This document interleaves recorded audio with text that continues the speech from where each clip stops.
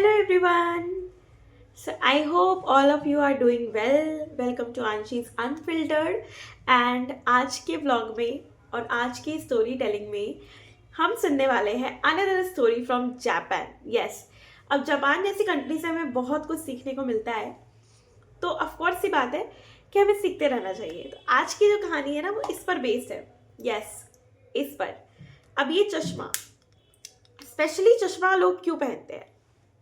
हमें दूर का नहीं दिखता है, हम है ना, या फिर किसी को पास का नहीं दिखता है, स्पेशली उसके लिए पहनते हैं. आज की जो स्टोरी में हमें ये सीखने को मिलने वाला है कि एक्चुअली होता क्या है ना कि कुछ ऐसी चीज़ें होती है, आपने अपनी दादी नानी मम्मी से सुनी होगी कि यार ये मेरी मम्मी ने दिया था, मैं इसको संभाल के रखूँगी. जैसे मान लो कि कोई भी एक चीज़ है तो या फिर कोई गोल्ड की चीज़ें होती है, कोई महंगी चीज़ें होती है, या फिर कोई ऐसी महंगी भी नहीं हो तो वो एक ऐसी ट्रेडिशन बन जाती है कि आपको मिल रही है, आपसे किसी और को मिल रही है, राइट. सो अभी स्टोरी में ऐसा ही कुछ होता है कि जापान के एक बहुत बड़े राजा होते हैं. एंड ये पहले की बात है, एंशियंट टाइम की बात है. और वो क्या होता है ना, उसके जो दादा परदादा होते हैं वो क्या करते हैं, उसको चश्मा देते हैं, राइट. अब कहते हैं कि तुम जब भी डिसीजन लोगे, जब भी कोई लॉ से रिलेटेड काम करोगे, आपके सभा में आके मंत्रियां बैठेंगे, तो आपको क्या करना है, यही चश्मा का प्रयोग करके, इसी चश्मा का यूज़ करके आपको डिसीजन लेना है. और ऐसा बोला जाएगा कि अगर आप इस चश्मे का यूज़ करके डिसीजन लोगे तो आपके डिसीजन सही होंगे, क्योंकि वो शुभ माना जाता है, क्योंकि वो ऐसा है कि बड़े बड़ों का आशीर्वाद है ना. ऐसा करके कहा गया. तो एक बार क्या हुआ ना, राजा आपको पता है कि उसको बहुत संभाल के रखता था, उसको पूरे सोने के परत में ऐसे लपेट करके प्रॉपर तरीके से उस चश्मे को रखा करता था, उस चश्मे को. तो हुआ ये कि एक बार जब सभा बुलाई गई, सब कोई बैठे, तो गलती से उनसे चश्मा टूट गया. मतलब वो जो डिसीजन लेना था उससे पहले, तो सबने कहा ये तो बहुत अशुभ हो गया, ये तो बहुत ज़्यादा अशुभ हो गया कि हमने सभा बुलाई और कुछ हमें डिसाइड करना था मंत्रियों के साथ और चश्मा ही टूट गया, तो अब क्या करें. तो अभी सारे लोग परेशान हो गए. सबने कहा कि अब ऐसे कैसे डिसीजन होगा बिना चश्मे का, वो तो शुभ नहीं होता है.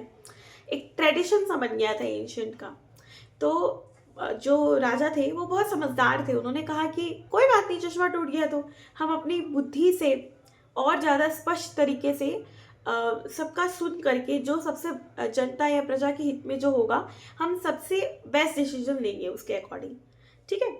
तो उन्होंने ये सोचा, उन्होंने डिसाइड किया, तो उसके बाद उन्होंने डिसीजन भी लिया और राजा जो थे वो अपने डिसीजन में बहुत सक्सेसफुल भी हुए. तो इस कहानी से हमें क्या सीख मिली? What is the moral of the story? Very very clear कि हम सब भी जो होता है एक चश्मा लेकर के घूमते हैं. नो, नॉट ये वाला नहीं. एक चश्मा हम लगा करके घूमते हैं थिंकिंग का, किसी को लेकर के, किसी कम्युनिटी को लेकर के, किसी चीज़ को लेकर के कि ये चीज़ ऐसी होती है तो ऐसी ही होगी. जैसे मान लो कि असफलता का चश्मा, आपने कोई बिजनेस किया, उसमें आपने लॉस खाया, तो आपको पता चल गया है कि बिजनेस में तो लॉस होता है, कोई दूसरा भी करने जा रहा है तो आप अपनी राय देते हो बिजनेस वगैरह बेकार की चीज़ें हैं, पढ़ाई वढ़ाई पे ध्यान दे दो. अरे ये आपने खाया है लॉस, तो इसका मतलब ये थोड़ी है कि सामने वाला भी लॉस खा लेगा, या फिर उसको आप ऐसे एक डिमोटिवेशन सी लाइन बोलोगे. तो ये मैटर करता है कि हम सब ने किसी पुराने ग्रजेस को लेकर के एक चश्मा लगा रखा है कि ये ऐसा हुआ है तो इसका बोझ हम लेके चल रहे हैं और इसको आगे पास कर रहे हैं generation to generation. And that is very very bad. इस कहानी से हमें ये सीख मिलती है, उस चश्मा को उतारिए और नज़रिया बदलिए, ताकि आप जो है अपने बारे में, अपनी थिंकिंग के अकॉर्डिंग आगे चल पाओ. स्पेशली आपने देखा होगा न्यूज़ चैनल में जो दिखाते हैं, हमारे थॉट्स भी वैसे ही प्रोसेस होने लगते हैं. हमारा खुद का क्या है थॉट्स, हमने खुद से कितना एनालाइज किया है. और पुराने ग्रजेस को भूल जाइए. यही लाइफ है, राइट. यही लाइफ है. तो वो चश्मा को उतारिए, हल्के हो जाइए, लाइट हो जाइए, किसी की भी चीज़ को लेकर के मन में कोई क्वेश्चंस नहीं रखिए, है ना. ये रियल मीनिंग है लाइफ का.